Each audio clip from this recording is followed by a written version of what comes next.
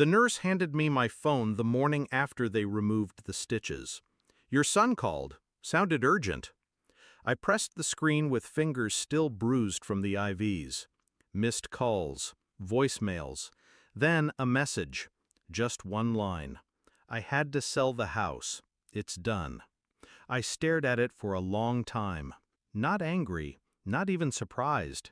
Just cold. The kind of cold that seeps into your bones and stays there. The house wasn't just wood and walls. It was the last thing my wife and I built together. It was the last thing he hadn't taken. Until now. I sank back into the hospital bed and exhaled slowly. Then I opened the hidden folder on my phone, the one labeled June, and I smiled. It began with silence. Not the comforting kind. The kind that spreads when someone you love starts looking through you instead of at you. He stopped visiting, stopped calling. When I asked if he could help with the yard, he said he was too busy. Said I should sell, downsize, be realistic. That word, realistic, was a knife. I ignored it, like I ignored the fact that he now drove a new Audi, that he started talking about opportunities and equity, like he was pitching me something. He wasn't asking for advice anymore. He was circling. Then came the fall, the literal one.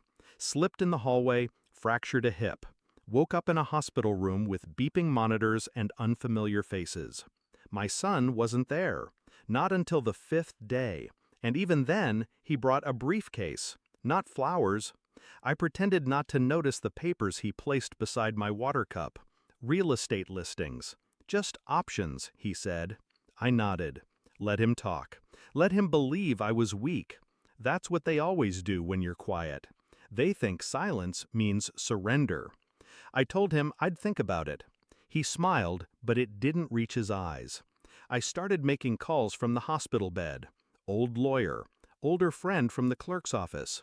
Asked a few soft questions with hard implications. 3 days later, I learned my signature had appeared on a power of attorney document filed the same day I was admitted. Strange, considering I couldn't hold a pen at the time. Even stranger when I requested a copy and saw my name, and not my handwriting. He forged it. Sold the house a week later. I told no one, not yet. Instead, I had the sale frozen through an emergency injunction. He didn't know. I wanted him calm, confident, until the courtroom lights hit him like interrogation bulbs. The courtroom was quiet. Dust danced in the morning light that filtered through the stained windows. He sat across from me, all tailored suit and fake concern. His lawyer whispered to him like a serpent. The judge cleared his throat. I stood slowly. My cane echoed against the marble floor. Your Honor, before we proceed, I have one document to submit. I handed it to the bailiff. The judge adjusted his glasses. What is this? An independent handwriting analysis, I said. Compared to past documents I've signed. I looked at my son. His lips parted slightly. Not a word. The judge turned the pages, then paused.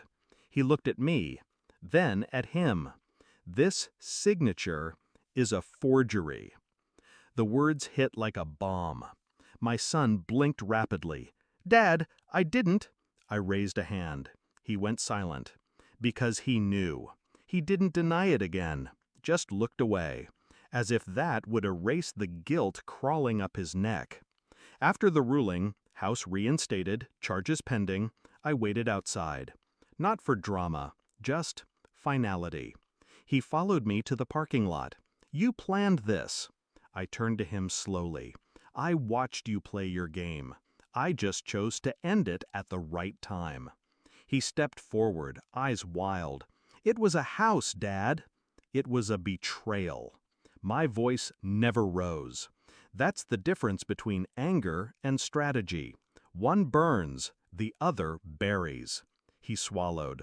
I leaned in. I would have given you everything, but you tried to take it.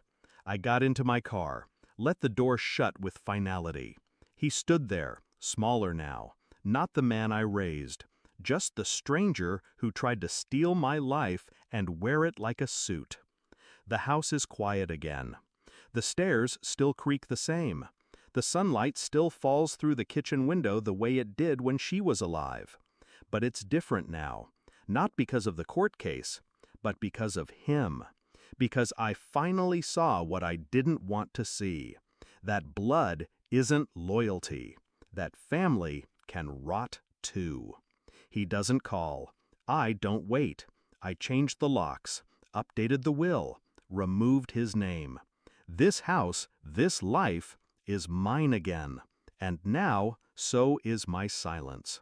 He thought I was too old to fight back. He forgot who taught him how to win.